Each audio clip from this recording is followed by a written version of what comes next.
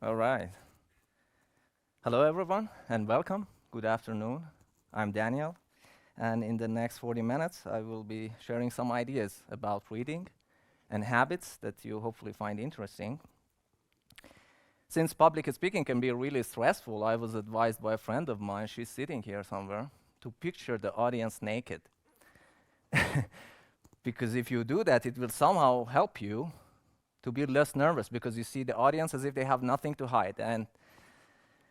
But the truth is, I think you will forget what you're going to speak about because in your head you're busy undressing everyone. And while you're doing that, you're running the risk of getting horny in front of a big audience. So I decided I'm not willing to take that risk here. So you can relax. I'm not going to do that. All right. So I love to start my talk with this quote by Aristotle. 95% of everything you do is the result of habit. This is insane, but it's true. This means that once we figured out how to do something, we stop thinking about it and we go on autopilot the next time we want to repeat that task. And this is true even for the tasks that require thinking. The way we think about things becomes a habit. So most of the times when we try to think, we are not actually thinking. Our brain looks for the last time that we thought of something similar and just tries to copy that process and repeat. I believe this is an incredibly important insight, and I'm confident once you truly understand the power of this idea, it can change your life. So we first make our habits, and then our habits make us. So no matter what you want to achieve in life, all you need to do is to build the right set of habits and forget about setting goals. Because you can never change your life until you change something you do daily. So with this key idea in mind, next I want to share with you how I automate huge tasks that seem to require a lot of motivation and willpower, like reading 32 books a year or going to gym multiple times per week for a year.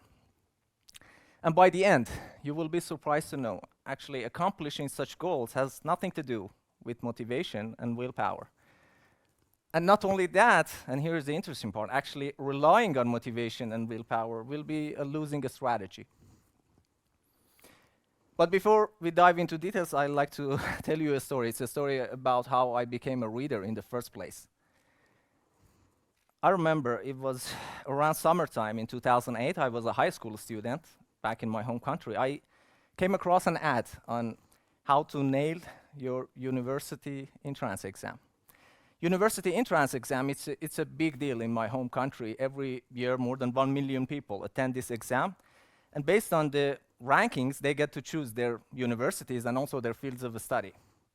So there's a huge industry around this exam preparation.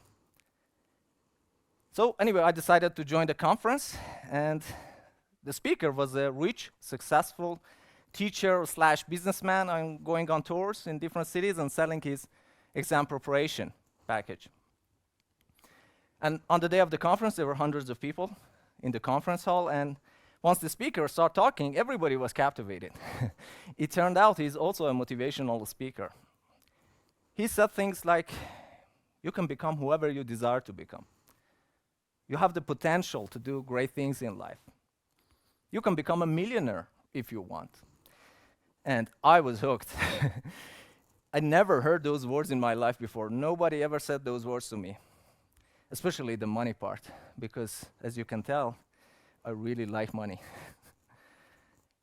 At the end of his talk, he recommended some inspirational books like The Alchemist and Every Street is Paved with Gold. This was a really life-changing experience for me, and I took his inspirational words to my heart. And since then, I started reading 1 or 2 books every year in the self-help genre. Years passed, I went to university, but I always kept my interest alive by reading and watching inspirational content. One day, I came across a quote by Jim Rohn. He was a business philosopher and a speaker, which goes like this. Formal education will make you a living. Self-education will make you a fortune. What this meant was university curriculums, they're not designed to educate you on how to become wealthy and rich. They're designed to make obedient workers and those who manage those workers. Now, we are way past the Industrial Revolution and the need for factory workers, but most universities are stuck in that period for the reasons I don't mention here. Nowadays, a graduate can hardly get a job with the knowledge and the skills learned at the universities. They need to go through additional training outside university to be able to fit what the marketplace is demanding. So with this idea in mind, I thought to myself, actually, creating my own degree with a personalized curriculum, it's not a bad idea. Something that matches my wide array of interests and can equip me with knowledge and skills required to understand all parts of a technology company. Well, you may ask, why a technology company?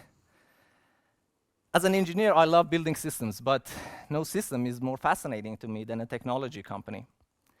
These technology companies often come up with a solution or product that serves millions of people and generates billions of dollars in revenue. They hire the most brilliant minds, and they deploy millions of dollars in research and development, and they come up with solutions that make our work more efficient and productive, and also our life easier and better. That's why I'm really interested in technology companies. And I decided I'd create my own degree with the following curriculum. There are 4 main topics covered that I have vested interest in: business, engineering, technology, and humans. In business, there is game theory, microeconomics, marketing, finance, business models, venture capital, persuasion, storytelling, all the skills you need in business. And in engineering, there is system theory, design principles, software architecture and development. And in technology, there is Web3 and blockchain, which is the current trend in IT. Already tens of billions of dollars invested in it. I believe in it, and I think this is going to be the next internet networks. And there is autonomous vehicles, artificial intelligence, and the rest. And also the last in humans, we have psychology, communication, cultural trends, history. I know each of these topics can be a degree of its own. But I believe actually reading a book or two on each of them will give you a pretty good idea of what goes on in a technology company. And I think this is actually a cool curriculum to follow because you learn interesting topics with a powerful combination. And it can also help you to be more creative in your day-to-day job because, as Steve Jobs once said, creativity is just connecting things. So the more you know about the basics and fundamentals of other disciplines, the more ideas and mental models will grow in your head, which translates to you having a higher chances of coming up with original ideas and becoming more creative.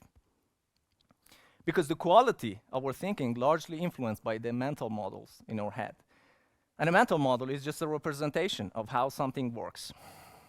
Now that you know why I started to take reading more seriously, which is self-education, I would like to dive into details of how I do it day to day. But before that, let's run some numbers here. Assuming you read 20 pages a day, an average book is 300 pages, after 1 year you end up reading 24 books. And if you keep doing that for 5 years, you end up reading 120 books. On the other hand, a 4-year engineering degree requires you to read on average around 40 books. This means 20 pages a day. After 5 years, the knowledge you gain is the equivalent of 3 bachelor's degrees. And that's 1 degree every 20 months.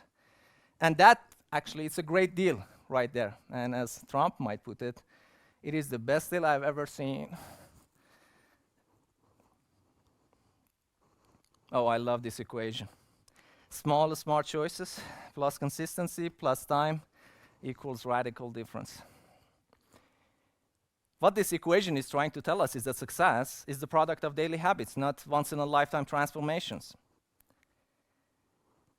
And if you want to predict where you will end up in life, all you need to do is to look at how your daily choices will compound 10 or 20 years down the line. Now that we learned about the math of achievement, let's write some code based on this math. But since I wrote this code already, I can tell you what is it trying to say. Based on this function, the person you will be in 5 years is largely depends on the books you read and the people you surround yourself with today. I took this idea to my heart. This is the simplest and yet the most powerful strategy you can use to become who you desire to become. And since we are the average of the 5 people we are spending the most time with, I decided I'd like to spend my time with great minds of business, engineering, technology, and those who discovered great insights on humans. And again, 95% of everything you do is the result of habit. So all you need to do to end up happy, accomplished, and possibly rich is to build the right set of habits and make them your masters. Now with this understanding, let's get into how behavior change works and how to build a habit in general, and specific examples on building a reading and workout habit. To understand the behavior change, we can look at this concept of 3 layers of behavior change: processes, outcomes, identity. Outcomes are about what you get, processes are about what you do, and identity is about what you believe. So the most effective way to build a habit is not to focus on what you want to achieve, which is the outcome layer, but on who you wish to become, which is the identity layer. So you have the power to decide what defines you and who you identify with. This means that you are capable of rewriting your own personality code. Not all of it, but an important chunk of it. Let me give you an example. Years ago, I decided I like to be recognized with the following list: an athlete, a reader, an engineer, and a leader. So I started to add things to my daily routine that in the long run will turn me to a person whose identity is tied with this list. To become an athlete, I started a workout habit. To become a reader, I started a reading habit, easy. To become an engineer, I started a coding habit. And to become a leader, I started an array of habits. I started to take extreme ownership and responsibility for the tasks that I have been given. I try to practice more clear and concise communication. If I have a question for someone, I don't send them 10 messages. I condense everything in one message with greetings and relevant information and send it. I try to take more initiative. If something is broken, I don't wait for someone to give me a task to fix it. I go ahead and fix it myself. And also, if I have an idea about how to improve our system, I speak out and try to get support from the team and maybe build a tool around it. I also try to be a more people-oriented person and putting others' needs first and ahead of mine. And in general, I try to do more encouraging, nurturing, and listening in my interactions with others. So, to change your identity, we need to change your behavior, and to change your behavior, we need to simply change your habits. Now that we understand behavior change at its core connects with identity shift, let's get into what else is necessary to build a habit. There are 4 laws of behavior change that make it obvious, make it attractive, make it easy, make it satisfying. Let's start with the first one. These are necessary things to learn when you want to build a routine successfully. Make it obvious. So the easiest way to build a habit is to find the current routine you're doing and stack the new behavior on top. This is called habit stacking. And this is the formula. After current habit, I will do the new habit. I use this technique to build my morning reading habit. And this is how it looks like.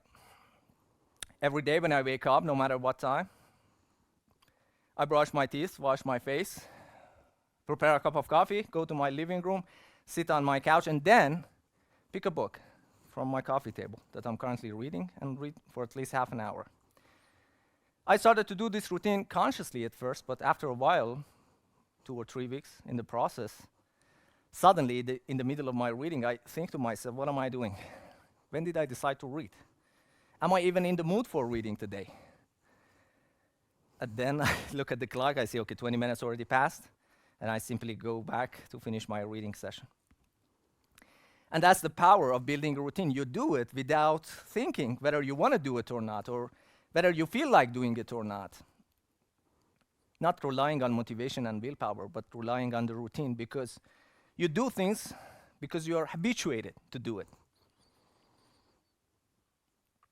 Apart from this habit stacking technique, which is very effective, there is another technique I use to build my workout habit. This time, the trigger is not the sequence of actions, but a specific point in time. So there is a specific time during the day that acts as a trigger for me to take my workout bag and go to gym. So every day at 11:15, I get a notification on my smartwatch, shaking my hand saying, hit the gym. Now this 11:50 and this shaking signal acts as a trigger for me. And every day when it's 11:50, all I can think of is that if I don't leave now, I will be late for my gym session and the rest of my schedule will be messed up. So with these two techniques, habit stacking and specific point in time, I successfully conditioned myself to start a routine. I made it obvious for my brain what is the expected behavior. Not relying, again, on motivation and willpower and entire chemical reactions happening inside my body, my brain every day, randomly, affecting my mood, my energy level, and ultimately my decision-making process. To put it in software terms, I decoupled my decision-making module from the willpower module. So making it obvious is necessary to start a routine, but it's not enough to sustain it. Next, we need to make it attractive. You see, environment is the invisible hand that shapes human behavior. The culture we live in determines which types of behavior is attractive to us.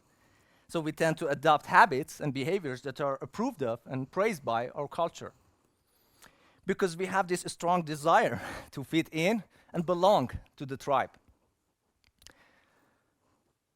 Normal behavior of the tribe often overpowers the desired behavior of the individual. So most days we rather be wrong with the crowd than be right by ourselves. And this is a proven fact. You can see many experiments online about this.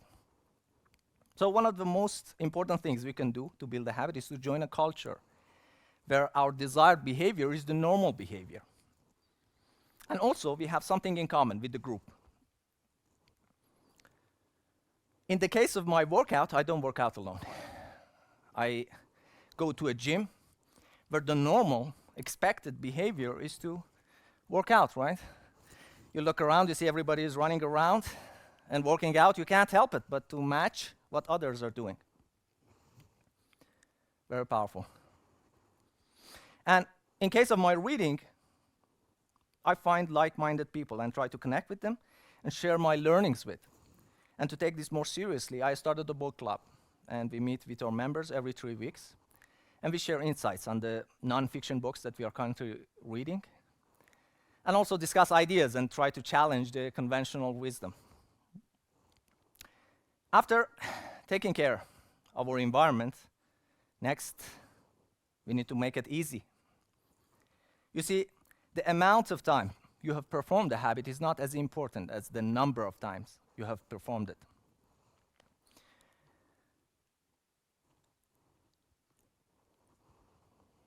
So, you can't improve something that doesn't exist.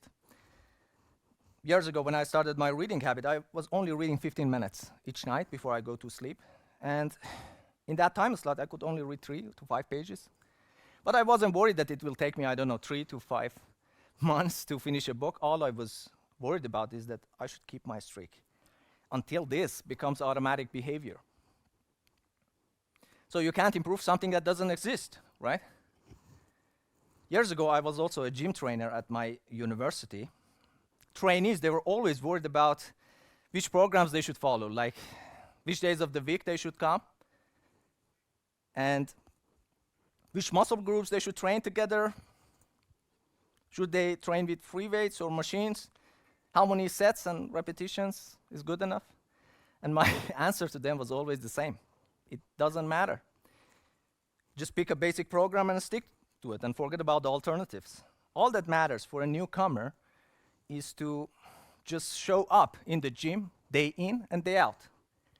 And once the routine is successfully there, then you can start worrying about the rest. And the same goes for reading. It doesn't matter how many pages you read. All that matters is the frequency, because habits are built by frequency, not depth and duration. Those measures can be improved later on.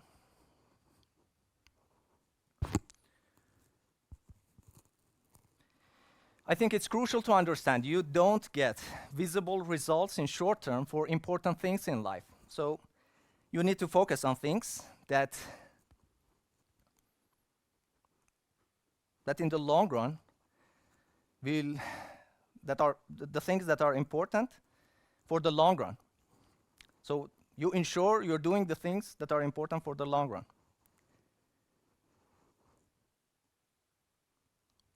So humans follow the law of the least effort. We will naturally gravitate toward the option that needs the least amount of work. Therefore, we should create an environment where doing the right thing is easy. We should reduce the friction associated with good behavior. When the friction is low, habits are easy. Therefore, we should prime our environment to make the future actions easier. There are some things that I do to make reading and working out easier.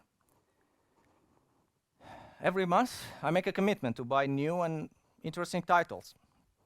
So this way, when I'm entering my living room, I'm surrounded with shiny books with intriguing titles that act as a trigger for my curiosity. And also, when you spend some money on something, you have this feeling, this urge, that you should get your money's worth. And in this case, the money's worth is the education you get from reading a book. Apart from this pre-commitment, I sometimes feel some jealousy in my living room every time I buy new books, my unread books watching me like this. The next thing I do is that I read multiple titles during the same time period. This way, if I'm tired and bored with a given topic in a given day, I have the option to easily switch to another topic. And therefore, boredom can't stop me from reading. So in the morning, I might be in the mood for some psychology insights or tips. And in the evening, I might be up for some technology or business advice from a top Harvard professor or an industry thought leader of some technology trend. So my mornings and evenings are quite amusing because I'm spending it with the great minds of our time. And isn't that cool to spend your time every day, hang out with such wise and incredible people? The last law is to make it satisfying. Humans are more likely to repeat a behavior when the experience is satisfying. And our brain is wired in a way that prioritizes immediate reward over delayed rewards. The cardinal rule of behavior change says that what is immediately rewarded is repeated, and what is immediately punished is avoided. And this is actually how scientists train monkeys and hamsters in the lab. It turned out, when it comes to behavior change, we are no different than these animals. There are some things that I do to make it more satisfying. For example, in the morning, when I'm reading, I try to have a cup of coffee. This gives me really a boost in energy, and the first insulin spike of the day is the reward for my reading session. I also try to track my reading sessions, and this is very effective because you feel really satisfied to see that you are keeping your streak. And this year so far, I have read, I don't know, hundreds of pages, hundreds of hours and thousands of pages. In the case of workout, I try to take a cold shower right after the gym because you feel fresh afterwards, and this freshness is really a satisfying feeling that your body will associate this with the working out, right? I also try to have some lunch, and the lunch is after workout. The lunch is really the reward for my activity. So on the days that I don't go to gym, I slowly develop this feeling that I may not deserve lunch. It's really strange. So before I close, I like to recommend some books that hopefully make you fall in love with reading. The first one is called The Compound Effect by Darren Hardy. It is the best book to start with because you learn how small, smart choices plus consistency plus time will lead to radical difference. After that, I suggest reading about how behavior change works and how habits are built. Many concepts I talked about today regarding behavior change comes from this book by James Clear. Once you start reading this, you can't put it down. It's really engaging. Next, I think it's good really to read a book on business. But in our in our current era, it's really hard to find a book that is categorized as Business 101 and really covers all the fundamentals that one needs to know about business. But I have found one.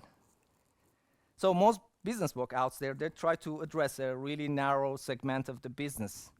They are too specific, not good enough to lay the foundation of one's understanding of what a business is and what are its core building blocks.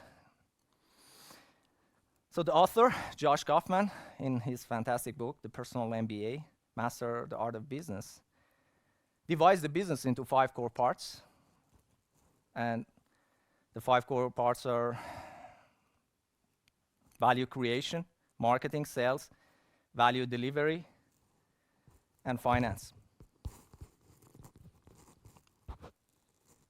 And this is jam-packed with hundreds of concepts that are explained in 1 or 2 pages each. Next, I want to introduce to you the most important book I have read in my entire life. It's Sapiens, A Brief History of Humankind by Yuval Noah Harari. So humans, right? The most dangerous animal on planet, where they are coming from, when they became so dangerous. Is fire the reason that we can think and imagine today? Is gossip the reason for the advancement of our sophisticated language? What the fuck is this? I don't know. And when did we start confuse our imagination with physical reality, or to put it more clearly, when the religions start to appear? Are the advancements of science because of capitalism, money, nationality, human rights, are they real or just made up by humans and only exist in our shared imagination? And much more. Next one is about improving the quality of our thinking. You see, an engineer often thinks in terms of systems. A psychologist thinks in terms of incentives, and a businessman often thinks in terms of opportunity cost and risk reward. So all of them sees part of the picture, the part that makes sense to them, but none of them, however, sees the entire situation, unless they're thinking in a multidisciplinary way. So being able to accurately describe the full scope of a situation is the first step to understanding it. And the more lenses we use on a given problem, the more of the reality reveals itself. And the more of the reality we see, the more we understand. And understanding is everything. So these series are about chunks of knowledge from different disciplines that can be simplified and applied to better understand the world. Physics, chemistry, biology, systems, and mathematics. It is timeless wisdom. The last one is about improving our decision making. Life is like poker, not chess. Life decisions fall more into the probabilistic domain. They involve hidden information, luck, and randomness, just like poker. And not deterministic domain, which is having complete knowledge of the issue and perfect cause and effect relationship, just like chess. So there are exactly two things that determine how our life will turn out: the quality of our decisions and luck. And what makes a decision great is not that it has a great outcome. A great decision has really a good process, and that process must include an attempt to accurately represent our own state of knowledge. I immensely enjoyed this book, and I absolutely recommend it. I like to close with this quote by James Clear from the book Atomic Habits. You do not rise to the level of your goals. You fall to the level of your systems. So your goals are the desired outcome, and your systems are the collection of daily habits that will get you there. Therefore, the secret to your success is determined by your daily agenda. Last, I have a question for you. What type of a person you like to be identified with in 5 years? Maybe an industry expert or a thought leader, an athlete or a gym trainer, or simply a reader who's hungry for more knowledge and loves to spend his free time with the great minds of our time. Start with 3 pages a day. Yeah, thank you.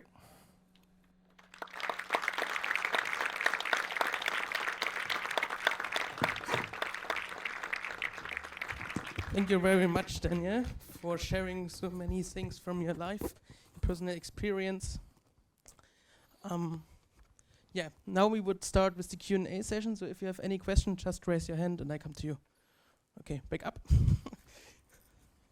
It's good for my hands. Okay, first, thank you for your presentation. Sure. Do you finish all the books you start? If so, do you regret reading a book? Like, do you think afterwards, okay, I could have skipped that? Yeah, basically that's my question. Yeah. So yeah, there are some books that are even with the great reviews. So I don't go randomly pick books. I do really heavily research and read all the reviews to see if there is something unique in this book, and not just copy paste ideas from other books. And it's not boring. It's not good. It's not enough to just having good ideas in the book. It's also important to be engaging and being really a good author, and then grab the reader's attention. So I do a lot of research. So those kind of books, they are not many, maybe 5%. I encounter them anyway. That may not interest them. I read 1 chapter, 2 chapter, 3 chapter, but I try to skip through and finish it because I know, okay, this is not for me. This is not the book that, but they are maybe 5% of the books that I buy, yes. So this is my basically way. I just skip through to find something interesting.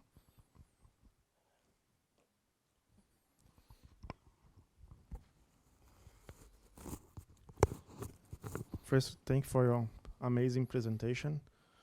And I have one question, because one of the slides said that if you read 20 pages a day, you can read more than 20 books a year. And during the university engineering, we just read 40 books. My point here is, what habits do you have to make you not only read, but absorb the knowledge there? For example, during my university, the books I read there, they are very, very hard to absorb. So I cannot just read 20 pages a day and the next day read more 20, because they require a lot of note takings and practice and a lot of things.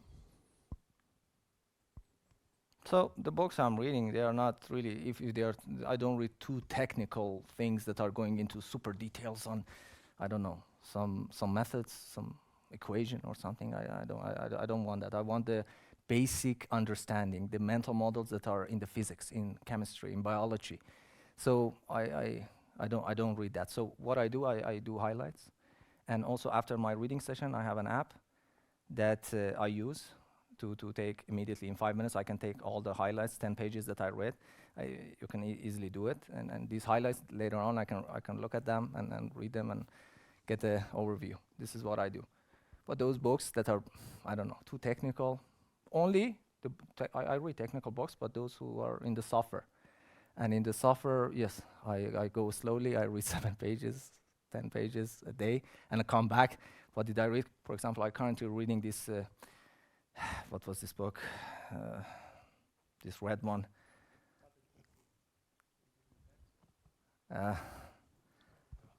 Yeah, designing data in intensive applications. Yeah, sorry. And this is really technical things. It goes through how storage engines work in databases, and it's really primitive, so I have to take my time. But still, I highlight, and I enjoy it because I love software. Right. Any further question?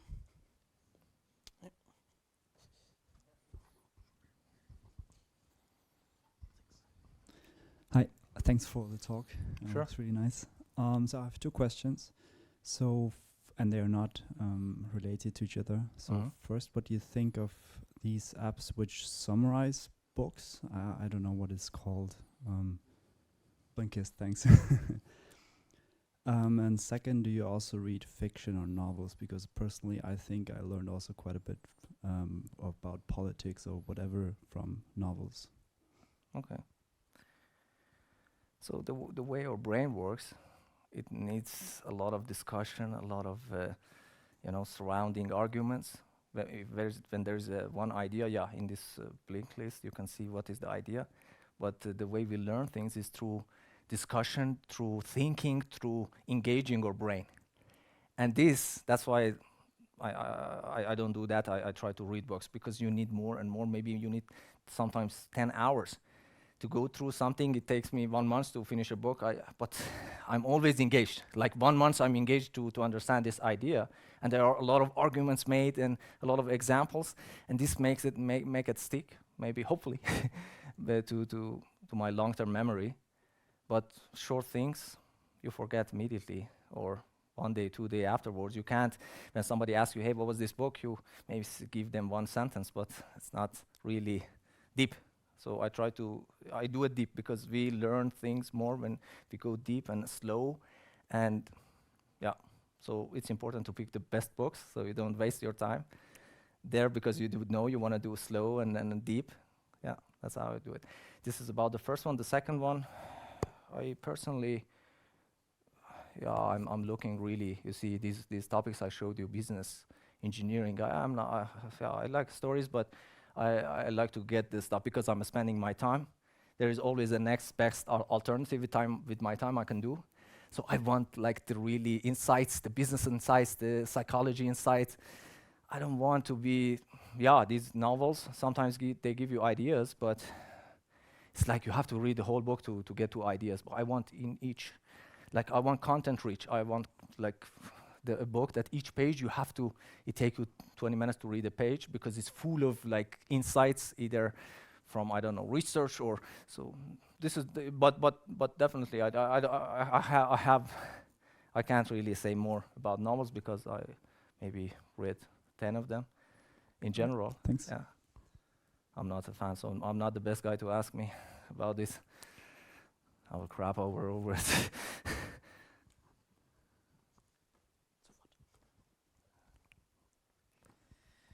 Daniel, first of all, thanks for your Sure. great talk. I have a question. How do you handle exceptions or the differences between days? I mean, you set a point, for example, in the day, and that has you have a habit for that.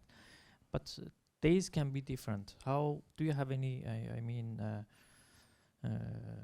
Solution to handle differences between days? Every day can So be different than the other one.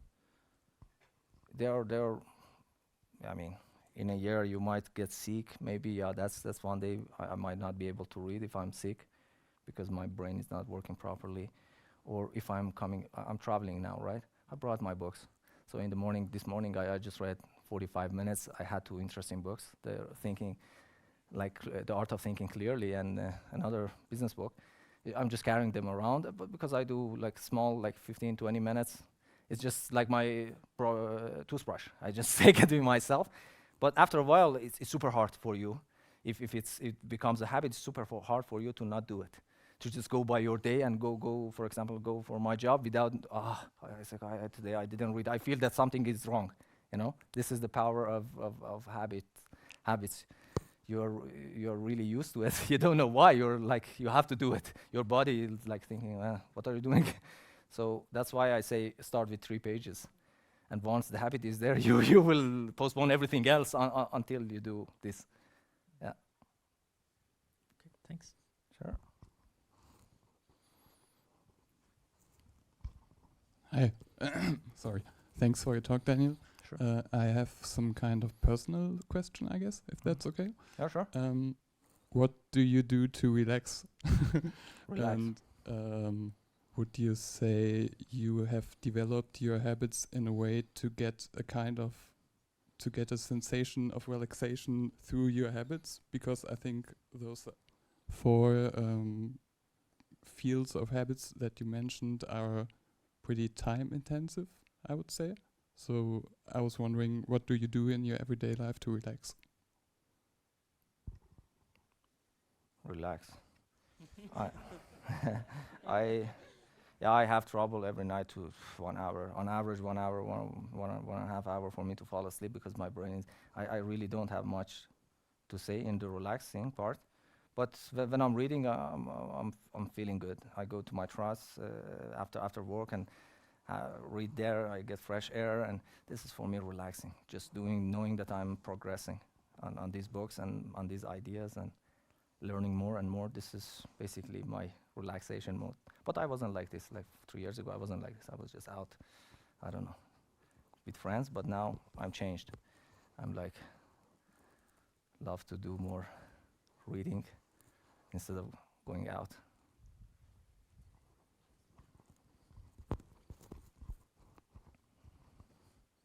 All right, we have time for one more question.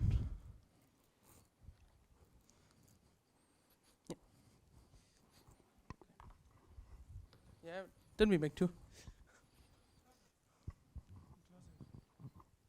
So you probably have, first of all, thank you for your presentation. Very interesting, very inspiring, I would say.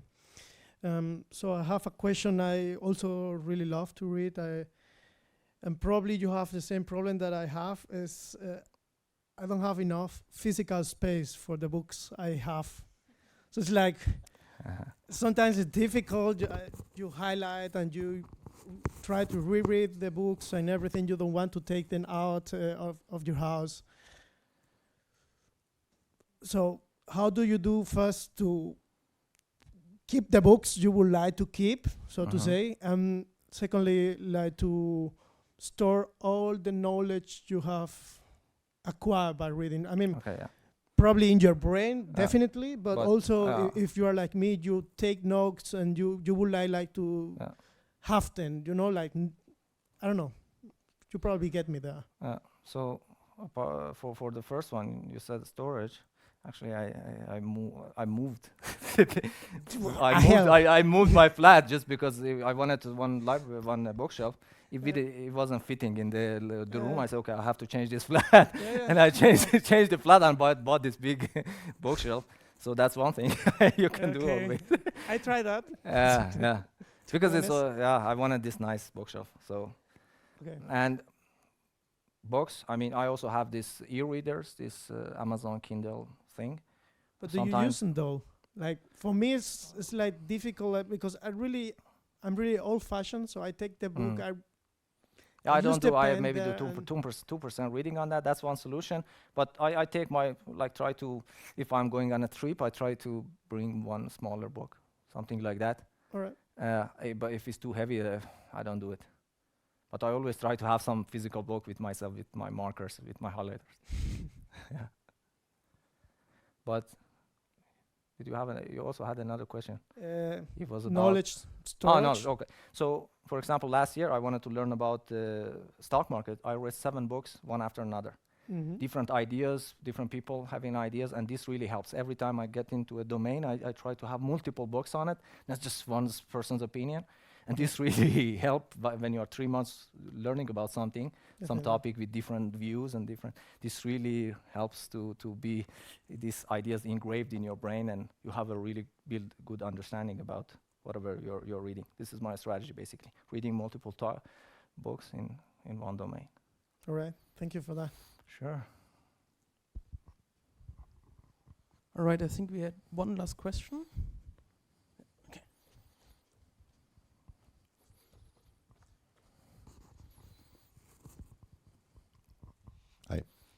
And thanks, Tony, for this amazing talk. Sure. I personally am a master in losing good habits, and if that's happening, I'm for years I'm not able to enable those good habits again. Do you have a personal experience in that? And if you do, I think you don't, but if you do, how do you get your good habits back you once had? Or do you have any idea? So it all comes back to the identity part that I talked about. If you like to become, I don't know, an industry expert or a leader or whatever, if that idea is super important to you, then you find a way. You find, okay, you know these habits. You have to pick. You have to start, and it's super easy. I said you can do. I don't know. I do workout, half an hour. I don't do 1.5 hours, so afterwards I'm tired. I do really short. So one was make it easy. When it's easy, when it's for 15 minutes a night, reading, for example, 10 minutes, it's not a big commitment. You will do it. So make it easy. This is my answer to you. Make it short. Don't say, I know this doesn't work. I need to finish this book and it takes me, I don't know, 5 months. Or I don't know, I need to do 1.5 hour training to make it work. Don't do this. This is not important. What's important is to make it a lifestyle thing, right? You say, I am an athlete.